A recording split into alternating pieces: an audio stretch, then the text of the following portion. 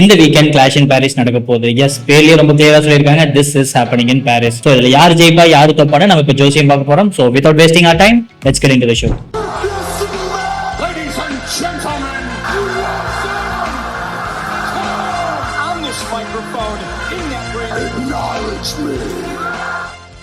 First match, Roman Reigns versus Bronson Reed. இந்த match ஆக்சுவலா நிறைய பட்ட பேர் வைக்கலாம், which is Ulafala versus Shulafala, tribal chief versus tribal thief. ஏன்னா இவர் ரோமன் ரெயின்ஸோட ஷூவை திருடி தான் அதை கழுத்துல ஒரு மாலையா போட்டு இருக்காரு. ஸோ அதை வச்சு இவருக்கு நிறைய பட்ட பேர் கொடுத்துருக்காங்க. ஸோ ஹூ நோஸ் ஃபியூச்சர்ல இவங்க ரெண்டு பட்ட பேருக்கான ஒரு சண்டை கூட வரலாம். சரி, இந்த மேட்ச்க்குள்ள வருவோம். ஆப்வியஸா நம்மளோட பிக் என்னன்னு பாத்தீங்கன்னா ரோமன் ரெயின்ஸா தான் இருக்கும். பட் ரோமன் ரெயின்ஸ் தோத்தாலும் அவர் இதை பெருசா ஒன்னும் அஃபெக்ட் பண்ணிட போறது இல்லை. இதுவே பிரான்சன் ரீட் வின் பண்ணா அவர் ஒரு மிகப்பெரிய மான்ஸ்டரா புஷ் பண்றதுக்கு இது பக்காவான பேஸ்மெண்டா இருக்கும். Because winning against Roman Reigns is not a simple thing. By the way, if you are new to this channel, please do subscribe. This channel is completely dedicated for wrestling fans. Okay, video கொடுப்போம். கண்டிப்பா பிரான் Baker உள்ள வந்து interfere பண்ணுவாரு. அவர் help use பண்ணி தான் Branson read win பண்ற மாதிரி வரலாம்.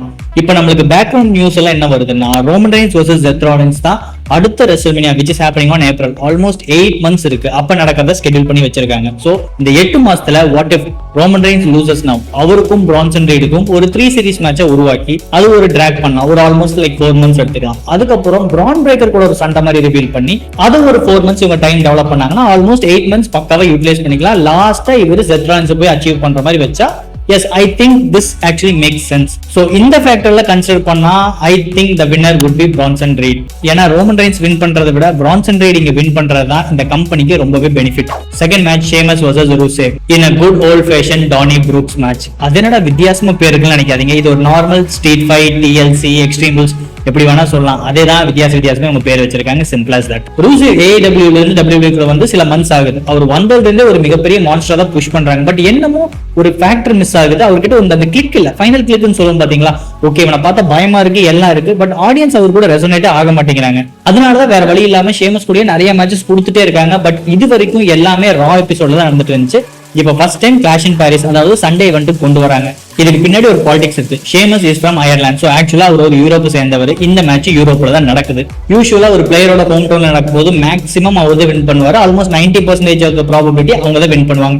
10% தான் மிஸ் ஆகும். சோ அந்த 10%ல இதுவும் சேரலாம். ஏன்னா ஷேமஸ் இந்த மேட்ச் தோக்குறதுனால அவரோட கிரெடிபிலிட்டிக்கு எந்த ஒரு அஃபெக்டும் இருக்க போறது இல்ல. பட் இதுவே ரூசேவ் இங்க ஜெயிச்சா அது அவருக்கு மிகப்பெரிய பெனிஃபிட்டா இருக்கும். இங்க ஷேமஸ் வின் பண்றதை விட ரூசேவ் வின் பண்றதா கரெக்டான மூவா இருக்கும். So my prediction, Rusev is gonna be the winner. Third match, Becky Lynch versus Nikki Bella for women intercontinental championship. ஆக்சுவலா இந்த மேட்ச் பிளான்லயே கிடையாது. இவங்க ஸ்கெட்யூல் பண்ணி வச்சிருந்தது Naomi versus Stephanie Vaquer for women world heavyweight championship. But last மினிட்ல Naomi pregnant news வந்ததுனால they cancel this match. So அவசரமா கிண்டி கொடுத்த மேட்ச் தான் Becky Lynch versus Nikki Bella. இதுக்கு பின்னாடி ஒரு பாலிடிக்ஸ் இருக்கு. ஏன்னா இன்னைக்கு யூஎஸ்ல நடந்துட்டு இருக்க இந்த ஓக் கல்ச்சர்ல ஒரு விமனே இல்லாத மேட்ச் கார்டு வச்சிருந்தாங்கன்னா ஒரு கம்பெனியா அவங்களுக்கு ஒரு மிகப்பெரிய பிளாக் மார்க்கா மாறிடும். சோ வேற வழி இல்லாம ஏதோ ஒரு விமன் மேட்ச் கொடுத்தே ஆகுங்கிறதுக்காக இந்த மேட்சை இவங்க ஸ்கெட்யூல் பண்ணிருக்காங்க. சோ இந்த மேட்ச்க்கு ஒரு மிகப்பெரிய ஸ்டோரி லைனோ இல்ல மிகப்பெரிய பாயிண்ட் ஆஃப் வியூவோ ஏதாச்சும் கொடுத்தான்னு பார்த்தா அப்பெல்லாம் ஒண்ணுமே கொடுக்கல. ஒரு 2 பெரிய பிளேயர்ஸ் வந்து சண்டை கட்டுறாங்க, அவ்வளவுதான். Peggy lynch is also from Ireland. So she is the home town hero. And இப்ப பெக்கி லிஞ்சோட இந்த ஹீல் டர்ன் ரொம்ப எக்ஸ்ட்ராடினரி ஒர்க்கா போயிட்டு இருக்கு. அவங்க ஒவ்வொரு வீக்குமே பயங்கரமா பெர்ஃபார்ம் பண்ணிட்டு இருக்காங்க. சோ இப்படி ஒரு ஹாட்டான ஸ்ட்ரீக்ல போயிட்டு இருக்கிற டைம்ல அவங்க டிராப் பண்ணுவாங்கன்னு கேட்டா கண்டிப்பா அவங்க லூஸ் பண்ண போறது இல்ல. So it's very clear, the winner and still intercontinental champion Becky Lynch. Fourth match, John Cena versus Logan Paul. பர்சனலா எனக்கு இது ஒரு மிகப்பெரிய டிசப்பாயிண்டிங் தான். ஏன்னா ஜான் சினாக்கு இன்னும் ஒரு 10 மேட்சஸ் தான் இருக்கு.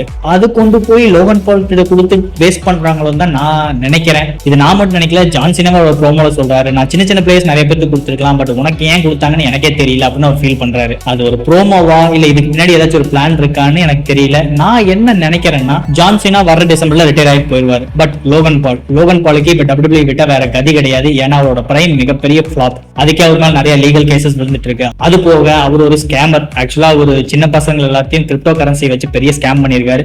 அதுக்கே நிறைய லீகல் கேசஸ் வந்துட்டு இருக்கு. இப்ப கேஸ் மேல கேஸ் அவருக்கு அடிக்கிட்டே போயிட்டு இருக்கு. சோ WWE விட்டு வெளியே போய் அவர் என்ன பண்ணாலுமே விளங்க போறது இல்ல. சோ வேற வழியே கிடையாது. அட்லீஸ்ட் ஒரு 2-3 வருஷத்துக்கு அவர் WWE கூட இருக்கிறதா பூவாக்கு அவருக்கு சேஃப். சோ ஒரு கம்பெனியா இவங்க இந்த ஆங்கிள் யோசிச்சிருக்கலாம். சீனா இந்த வருஷத்தோட போயிடுவான். இதுவே லோகன் பாலை பார்த்தா இன்னொரு 2-3 வருஷம் அவனை வச்சு மில்க் பண்ணலாம். சோ பெட்டர் லோகன் பால் கூட மேட்ச் வச்சோம்னா அட்லீஸ்ட் லோகன் பாலோட பேர் இன்னும் கொஞ்சம் பெருசா வருமே அப்படின்னு நம்ம நினைச்சிருக்கலாம். இது போக ஜான்சனோட வின்னிங் ப்ராபபிலிட்டி பாத்தீங்கன்னா ஒரு 50-50% தான். காரணம் என்னன்னா, இன்னொரு 10 மேட்சஸ் இருக்கா, ஆல்ரெடி ஒரு பெல்ட் தோத்தாச்சு. சோ போன மேட்ச் ஒரு லாஸ் தான்.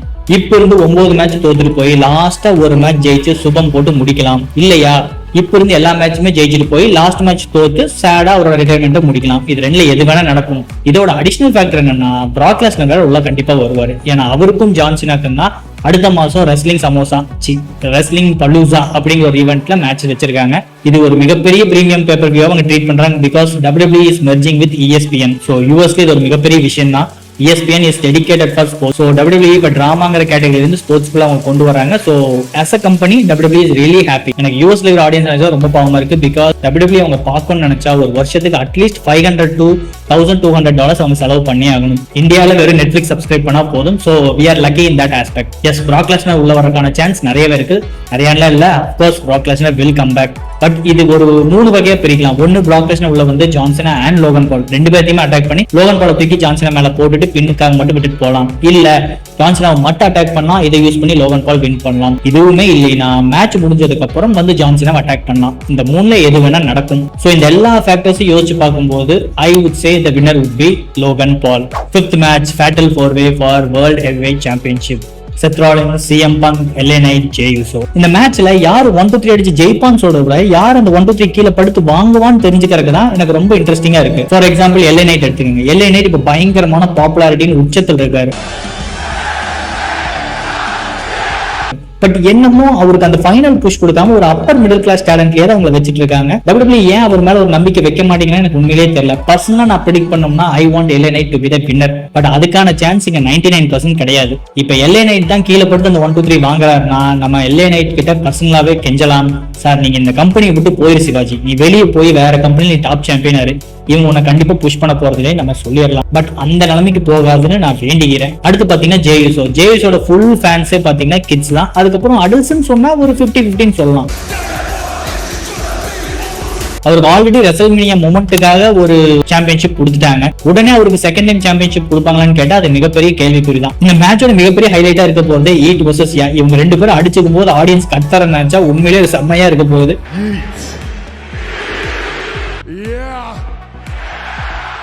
That moment is going to be magical. CM Punk champion ஒரு 5 நிமிஷம் தான் இருந்தாரு. அதுக்குள்ள ஜெத்ரான்ஸ் உள்ள வந்து கேஷ் இன் பண்ணி அவரு பெல்ட்டை வாங்கிட்டாரு. இப்படி ஒரு மூவ் WWE எடுக்குதுனாவே ஒரு மிகப்பெரிய ஸ்டோரி லைன் பின்னாடி அவங்க யோசிச்சு வச்சிருக்காங்க. அதனாலதான் இப்படி ஒரு மூவ் செட் அவங்க பண்ணாங்க. சோ அப்படி தோத்த CM Punk உடனுக்குடன் பெல்ட் ரீகெயின் பண்ணிடுவாங்கன்னா கண்டிப்பா கிடையாது. ஏன்னா அது ஒரு மிகப்பெரிய ஸ்டோரி லைன் பின்னாடி இருக்கு. It will take at least 3 to 4 months time period. So அது என்னங்கிறது நமக்கு கொஞ்சம் கொஞ்சமா தான் ரிவீல் பண்ணுவாங்க. சோ உடனே CM Punk ஜெயிப்பாரான்னு கேட்டா அதுக்கான ப்ராபபிலிட்டி ரொம்ப கம்மி.